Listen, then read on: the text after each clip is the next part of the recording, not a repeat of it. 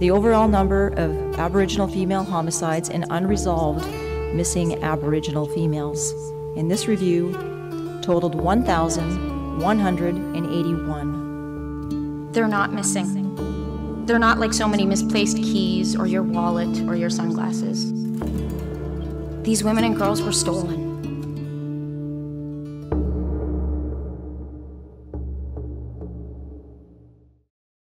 Laurie, when was the last time that you saw your daughter? Well, she went missing on the 6th of September. It's a Saturday, and the last time I saw her was a Friday. What do you remember about the last time you saw her? Well, my goodness. I had gone to my mom's because I had to drop off her pot, and Maisy and Shannon were there. They were mowing my mom's lawn, and I hugged her and I kissed her and told her I loved her, and I'll see her later. At what point did you realize that she was missing? On the Sunday. We didn't hear from her all weekend, and the Sunday my mom called and asked if I heard from her at all, because she usually calls one of us. And so alarm bells went off because we couldn't get a hold of them at the apartment. And come Monday morning, we called the police. So the weekend was supposed to be a kind of fun one for Shannon and Maisy, your daughter, and they were going to have the sleepover and hang out together for the weekend. Yeah, and they'd done it before. It wasn't anything unusual. What happened when you called the police? I was at work, and my mom came to work, and we called the police from there. And that same evening, they came to my house for a report. And that was it. Nothing was done. Because the police assumed that the girls had ran away. What police force was it that you were dealing with? I was dealing with the Gonzibi Police Department, and Shannon's dad was dealing with the SQ in town. And this is more than just a detail, isn't it, that I'm asking you about the two different police forces, because this came to be a problem for how the investigation, to whatever degree there was an investigation in the early days, how it was conducted. Is that right? Well, there wasn't an investigation at all for the girls. We as a family had to do many things on our own. You know, I gathered friends and family, and we went searching around the area. My friends with their boat took me, and we rode the river from where they were last seen at the school dance. People were walking in the bush. Maisy's aunt contacted Search and Global Rescue One to come and do a search, and they had to be invited by our community police in order for them to come. So we made sure that happened, and the community services were a big help when Search and Global Rescue One did come down and do their search the right way. But even with that, we knew it was too late because so much time has passed. At what point did they finally do that search? About 3 months after. Wow. And we know that in the first hours even, if not days, is the crucial time to be investigating. And even with the first few hours, nothing was done. Why do you believe that it was not possible that they ran away?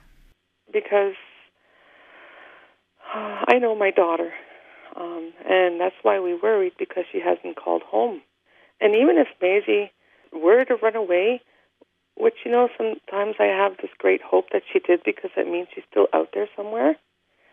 But for me, it's not possible, because I know my daughter. And once, you know, the media got a hold of the story and their pictures were all over the place, she would have called home and said, "Stop it, I'm fine, I'm just not coming home, but I'm okay." She would not put our family through that. So you told that you're based on your own gut feeling because you know Maisy, but whether there's any other evidence, anything else you could point to the police to indicate that it's unlikely that she was a runaway? For my daughter, she's a smart cookie. Running away takes planning.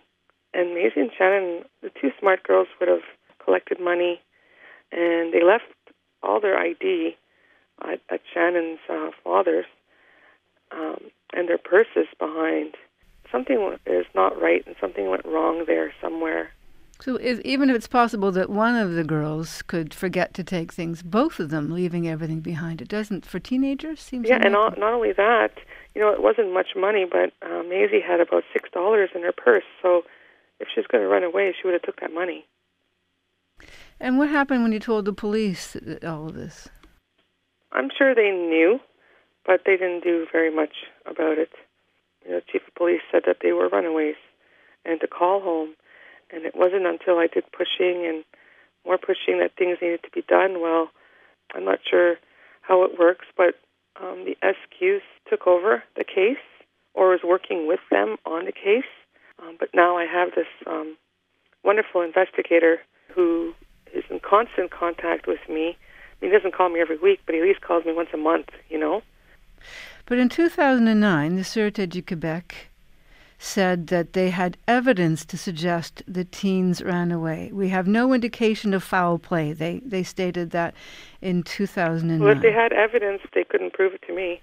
They never showed you the evidence they said they had that she was a runaway? No. And I asked. Do you think police make assumptions about Aboriginal women when they go missing? Yes, I do. I mean, it happened with even our own community police here. Assumptions about risky lifestyle or, which Maisy never lived a risky lifestyle to begin with. I really don't like to assume what they thought, but how they reacted and treated our family showed a lot. And that's even your own community, your Kitigan Zibi police were the same? Yeah, because not once did they call me. And when I asked them that, they said, well, why should we have to call you? You know our phone number. That's what I got told. What do you want people to know about Maisy?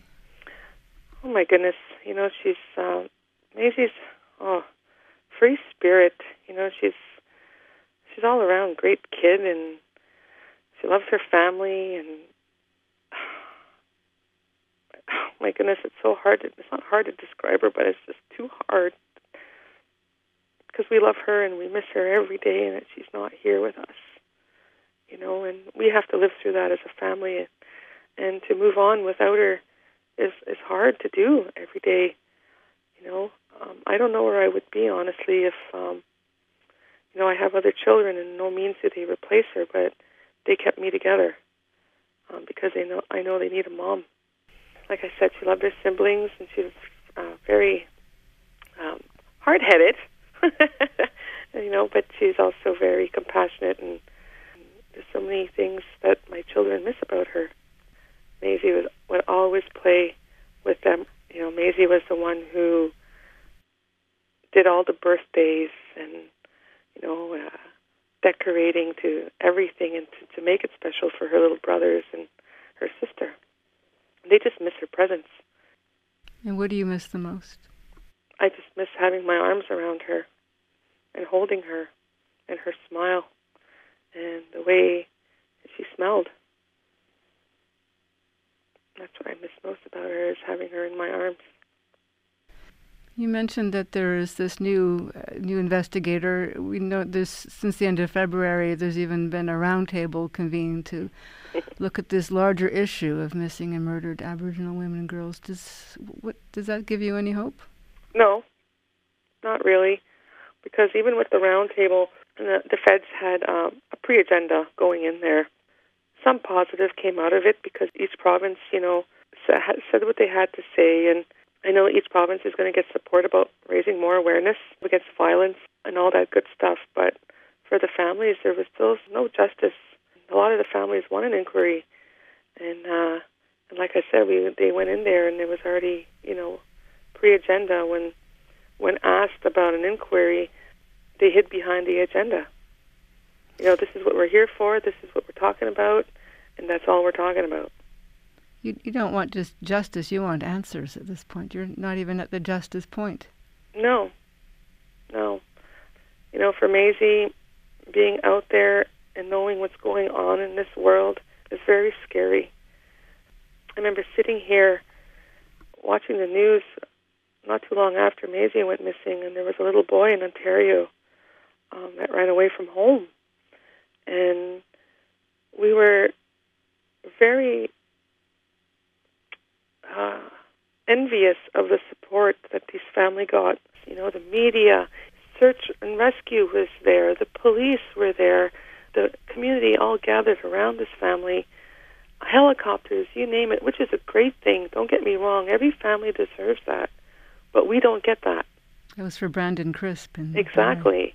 You know, the outcome was very sad, but the amazing support that that family got was something that we, all families go through, crave, but we don't get that. There was no support from media. There was no support from our police. There was no support for our family.